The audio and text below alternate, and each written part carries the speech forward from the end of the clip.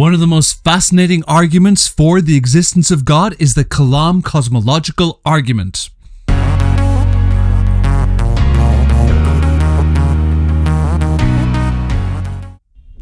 The Kalam Cosmological Argument is one of the cosmological arguments which looks at the existence of the universe and says it looks like it is the product of a divine mind. The Kalam Cosmological Argument is a syllogism about the beginning of the universe. It states premise 1, whatever began to exist has a cause, premise 2, the universe began to exist, and conclusion, therefore the universe had a cause. Let's first look at premise 1. Whatever begins to exist has a cause. This is relatively easy to prove. Try to create a space that is void of all material and all laws of the governing universe, and then wait for something to come into existence. Wait as long as you want. 10,000 years, 10 million years, just stick on some Netflix in the background and just enjoy observing this nothingness space. And the question would be, how long would it take for something to occur in this nothingness? Would a 6-piece chicken nugget meal pop out of this nothingness? Would even the most basic living cell come out of this nothingness? Every conceivable experiment would show us that nothing comes from nothing. Nothing comes from nothing. Nothing ever could. If we ever saw something come out of nothing, it would be the most mind-blowing, universe-altering discovery of all of human existence. Hey, Joe! Don't work too hard! These luxury condos, they don't build themselves! Hey, look at that! I guess they do build themselves! Okay, that happened.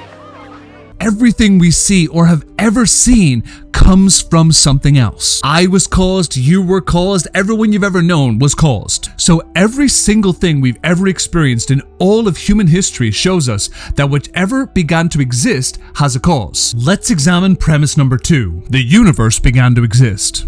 This might seem like a relatively obvious statement, but throughout the majority of human history, this would have been a very controversial idea. Even in the early part of the 20th century, most scientists believed that the universe itself was actually infinite. There's so many, just like infinity. If the universe is infinite, then it did not begin to exist, therefore it does not need a cause. But a series of discoveries throughout the 20th century has made this idea completely implausible. Let's start by looking at the first 2 laws of thermodynamics.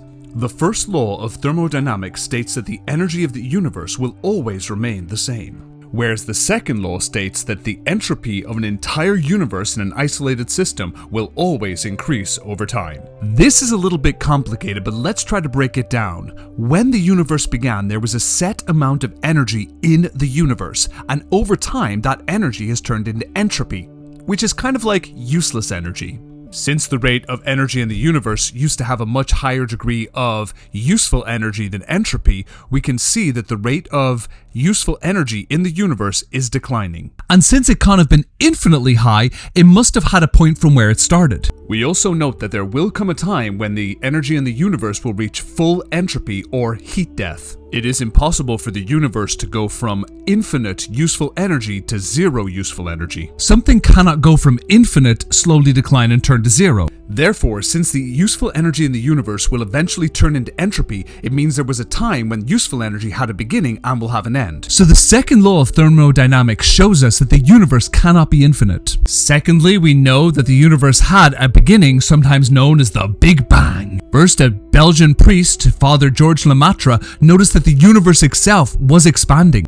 If it was expanding, then it had to start expanding from one initial point. Then Edward Hubble noticed that we could look at the redshift within stars to see how fast the universe was expanding, and he noted that the universe seemed to have sort of blown up at one initial point, one big bang that seemed to set everything into motion. Time, matter, order, force, and material all seem to burst into existence all at the same time. We have shown in the 20th and 21st century conclusive proof that the universe did have a beginning. So, if whatever begins to exist has a cause, and the universe began to exist, the conclusion must be valid. The universe had a cause. This cause must be capable of creating a universe, it must be very powerful, it must be very knowledgeable, and in itself is outside of the physical and time restraints of of the universe. Such a being in most societies would be called God.